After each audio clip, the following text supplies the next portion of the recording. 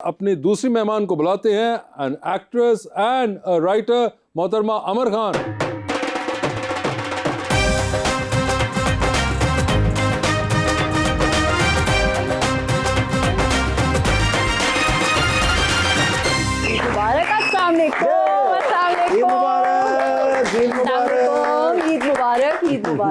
माशाल्लाह बहुत ही खूबसूरत कलर है। बचपन में हम इस कलर की टांगरी खाया करते थे। शुक्र है लच्छा नहीं खाते थे, वो भी इसी रंग का होता था। लच्छे भी इस कलर के बहुत अच्छे लगते हैं। आज खास मैं अपने दो दोस्तों के लिए इतना फड़कीला रंग पहन के आई हूँ। अच्छा, मेरी मोहब्बत भी ताकि फड़क के नजर आए। ईद का मौका और दो दोस्त सामने हो तो इतना तो बनता है। तो कोई शेर नहीं आप सुनाएंगे? मैं शेर जितने आप कहेंगे। जी जी। बहुत सी खुशियों को बस एक गम ने घेर लिया। ओहो, अजीब है कि ज्यादा को कम ने घेर लिया। Very good. हमारे ख्वाब बड़े और आंखें छोटी थी, जगह बनाई तो उसको भी नम ने घेर लिया। दिलजना शेर कैसे हो सकता है? जो अचानक को कवे ना फिर इंजी हुंदा है। मगर अमर क्या हाल चाल है आपके? बिल्कुल ठीक, आप कैसे? बिल्कुल ठीक ठाक। और ये आपने बड़ा जबरदस्त कलर पहना हुआ है, क्यों फाखिर साहब? बिल्कुल बबल गम याद आ गई मुझे।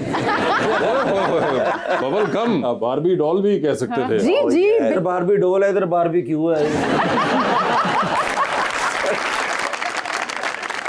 बल्कि आप 5-6 साल बाद माशाल्लाह बड़े पर्दे पे अपनी फिल्म लव गुरु को लेके आ रहे हैं, तो बहुत मुबारकबाद। अच्छा, अब मजे की बात ये है कि सारे बेचारे हमायूं से इससे पूछ रहे हैं कि आप खुद रियल लाइफ में लव गुरु हैं, तो आप क्या उनको ये नहीं पता कि असल में तो ये गुन्ने हैं? इनसे क्यों नहीं कोई पूछ रहा कि इन्होंने जो इतने अपने आप बीतियां लव गुरु के टाइटल के अंदर लिखी हैं, असल तो आप जवाब दें। ये थ्योरी वाले हैं, वो प्रैक्टिकल वाले हैं। बिल्कुल सही कहा है। लेकिन मुझे आप पसंद है वैसे पे जो लिखते हैं ना, लैपटॉप पे लिखते हैं, लाइट चली जाए या बैटरी हो जाए तो फिर कागज पे लिखते हैं। कागज खत्म होए थे हाथ ते लिखन लग पेंदे, हाथ ते पैर ते लिखन बड़ी यार मेहनती हो गए। मैं इतना लिखी ना लोगों का हंस के मैं इस तरह लिख पाता। वेरी टैलेंटेड राइटर, बैकग्राउंड के शो के बाद मैं तो रात को फिल्म ही देखने जा रही हूँ, बमा अहलो अयाल। आज इकट्ठे क्यों ना चलें? नहीं इतनी सीटें नहीं है हमारे पास। हाउसफुल चल रहे हैं, फुल है इतनी सीटें नहीं है सिनेमा में। मोटरसाइकिल पे नहीं जाना आपने, इतनी सीटें नहीं है हमारे पास। मैं भी सीट पे। आपका भी कोई ड्रामा है? टेलीफिल्म एक आ रही है एक चैनल से, और एक ड्रामा मेरा हम टीवी पे ऑलरेडी ऑन एयर है, तो वो सब चीजें तो चल ही रही हैं। स्पेशल ईद के लिए कोई? जी, ईद के लिए एक टेलीफिल्म जो है वो आ रही है, गोस्ट मेरी दोस्त के नाम से। तो उसमें मैं एक गोस्ट भी बनी हुई हूँ, और उसमें वो हॉरर कॉमेडी है। अच्छा। तो लोगों को देख के वो बहुत मजा आएगा। आपने खुद लिखी? नहीं, बिल्कुल मैंने खुद नहीं लिखी, ये किसी और ने लिखी है और मैं सिर्फ एक्ट कर रही हूँ। मगर आप वैसे अब खुद क्या लिख रही हैं? खुद लिख रही हूँ, एक दो चीजें पिछले 3-4 साल से उसी कोशिश में हूँ कि अब वो फाइनली मटेरियलाइज इंशाल्लाह इस साल एक तो बनने जा रही है, तो आपको जल्द खुशखबरियां मिलेंगी। लेकिन आप जो भी लिखती हैं उसमें हम होते हैं माशाल्लाह। ये आपकी धर्मवादी है, और जाते ही कट क्यों हो जाते हैं ये समझ नहीं आ रही। यार देखे, इस बार तो आप होंगे। मैं पिछली बार भी शो में कह के गई थी, लेकिन कट नहीं, हिस्सा हर एक्शन में आप होंगे। यानी फिल्म लिख रही हैं। वैसे फाखिर साहब, आपको एक्टिंग का शौक रहा है कभी? नहीं जी, नहीं, अपनी इज्जत अपने हाथ में।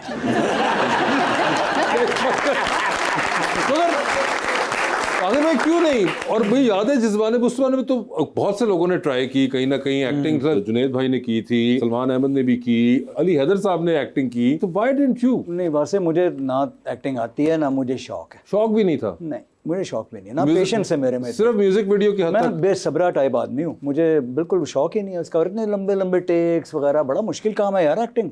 लोग समझते हैं गाना बहुत आसान है, लोग समझते हैं एक्टिंग बहुत आसान है।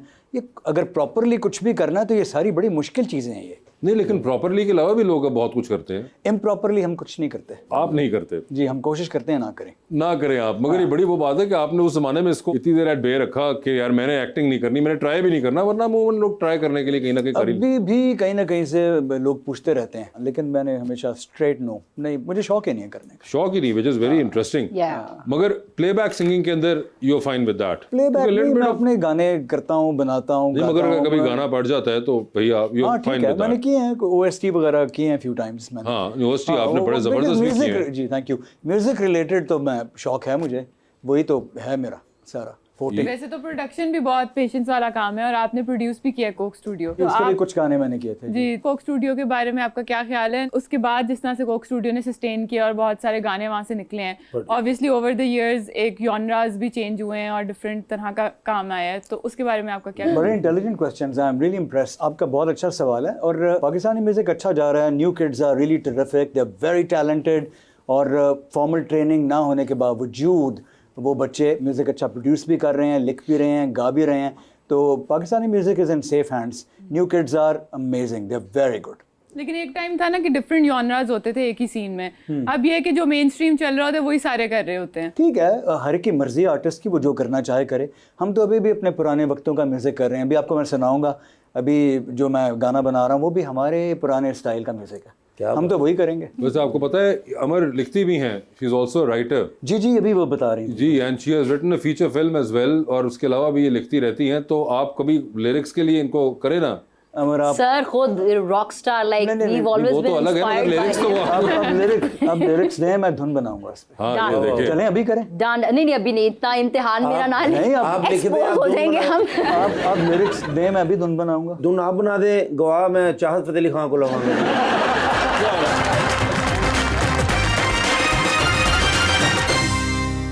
वेलकम बैक फाखिर ये बताएं एक बड़ी इंटरेस्टिंग बात है कि आप कई बार ये लाइनों के पीछे बहुत अपना टाइम भी सर्व करते हैं जी जी और एक बार तो मुझे याद है कि आप एक गाने पे काम कर रहे थे तो just to have a discussion you came all the way from Karachi to आप बिल्कुल सही कह रहे हैं मेरी एल्बम थी मंत्रा और उस वक्त मैं लाहौर आया और क्योंकि वासे was a terrific up and coming talent and ये सच्ची बात है ये वो कामों की वाला हमारा वो नहीं है ये मैं स्पेशली लाहौर आया मैं एक मिला वासे से और मैंने आइडियाज़ लेने थे इंटेलेक्चुअली मुझे स्टिमुलेशन चाहिए थी थोड़ी सी तो वासे के साथ हम मिले कॉफ़ी शॉप में 2-3 मीटिंग्स हुई एंड उसके बाद फिर मैंने जाके गाने लिखे उस एल्बम में माही वे और ये सारे गाने थे काश हम जुदा ना होते फिर एक और गाना था उसका नाम था मंत्रा वो मैं मुन्नू भाई से मिला मुन्नू भाई और फिर एंड मुन्नू भाई से मिला और वासे चौधरी से मिला और ये 2-3 लोगों से मिला मैं फुल एनरिचमेंट अपनी करके वापस गया और फिर मैंने गाने बनाए और एल्बम वो काफ़ी अच्छी गई थी मेरी so come on man you are a big talent interesting बात लगी थी कि आपने इतना एफर्ट डाला उसके अंदर कि आप उधर से आए और ना मैं कोई लिरिसिस्ट हूँ मगर just to have a conversation और ये जो उन्होंने बात की कि इंटेलेक्चुअल स्टिमुलेशन ये एक करना और एक हमको 3-4 घंटे बैठ के सिर्फ बातें करते रहे थे और ये बड़ा एक प्रोसेस का हिस्सा होता है जो कि लोग बहुत अब मिस आउट कर देते हैं मुझे लगता है तो आप 3-4 घंटे बगैर फोन पे देखे तो फौत ही हो जाए बंदा अगर उसके बगैर रह सके मगर सिर्फ ये कि गुफ्तगू करना और ये आइडियाज एक्सचेंज जिसका शायद कोई बज़ाहिर ताल्लुक ना हो मगर ये सबकॉन्शियस का जो एक वर्कशॉप है ये इस पे बहुत कम लोग काम करते हैं बड़ी बात है आप वासे भाई के मशवरे से कामयाब हुए मैं और 10 साल तो फ्लॉप हो गए नहीं जैसे भाई वो मेरी एल्बम बड़ी कामयाब हुई थी वो बड़ी बात उसमें गाने बड़े अच्छे वो गए थे एंड ये थोड़ा स्पेड वर्क है ये बड़ा ज़रूरी है करना चाहिए मेरे ख्याल में लेकिन मैं आपकी इज्जत करता हूँ मेरे भाई हमारी जान है ए नहीं मैं मनांगा कि इन्होंने मशवरे ना तुझे कामयाब हो लेकिन आपकी जलन क्यों है सर मैं 10 साल से इनके साथ ही काम कर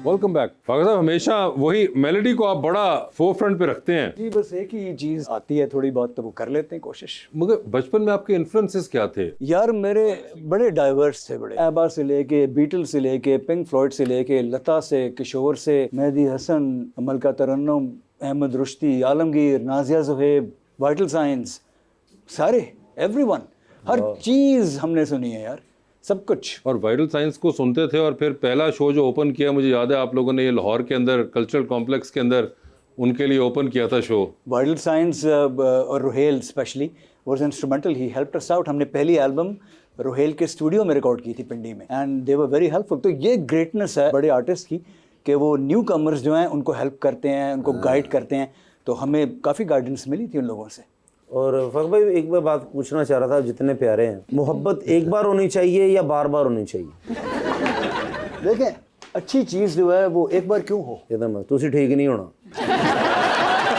मुझे लग रहा है मैं इसलिए सिर्फ पूछा था अच्छी चीज बार बार होनी चाहिए आप क्या कहती हैं अमर जी इसके बारे में नहीं मुझे लगता है होती एक बार ही है एक्चुअली बार बार वो फिर कोई फ्रेंडशिप के उसमें निकल जाती है कोई कंपेनियन अच्छा मिल जाता है आप उस तरफ मोहब्बत एक ही बार होती है, ये मेरा जाती है। अच्छा, आपको कैसे Everybody पता can- चलता है कि जो ये वाली थी ये मोहब्बत थी? सर वो आपको पता चल जाता है, वो आपको इतना बेचैन बेताब, वो आपके अंदर जितने लावे और वलवले उभरते हैं तो आपको पता चल जाता है, वो अपना रंग अपना जंग छोड़ के जाती है आपके अच्छा अंदर। अमर, ऐसा वैसे वाईफाई तो- बंद होने की सूरत में भी हो जाता है। इतने वलवले जो आते हैं, हाँ सही बात है। ये बेचैनी बेताबी जो है ये तो आजकल मोहब्बत वाईफाई से ज्यादा है ना, फोन हाँ, से ये तो ज्यादा तब है। भी हो सकती है आपके साथ, तो ये कोई इतना- जेन जी और जेन अल्फा के लिए शायद ये वाली मोहब्बत भी हो। हाँ, क्योंकि ये तो आपको एलिमेंट्स जो है आपको मिल जाएंगे कहीं ना कहीं। हाँ जी। मेरे ख्याल में मोहब्बत एक से ज्यादा बार हो सकती है। और इश्क एक मरतबा हो सकता है। अब इश्क और मोहब्बत का फर्क आप बताएं। उन्हीं भी है जी। नहीं मगर बताइए ना अब आप तो। ਮੁਹੱਬਤ ਹੈ ਜੀ ਤੁਸੀਂ ਪਿੰਡ ਵਾਲੀ ਸੜਕ ਤੇ ਆ ਇਸ਼ਕ ਮੋਟਰਵੇ ਤੇ ਪੈ ਗਏ ਜੇ ਤੁਸੀਂ ਫਰਕ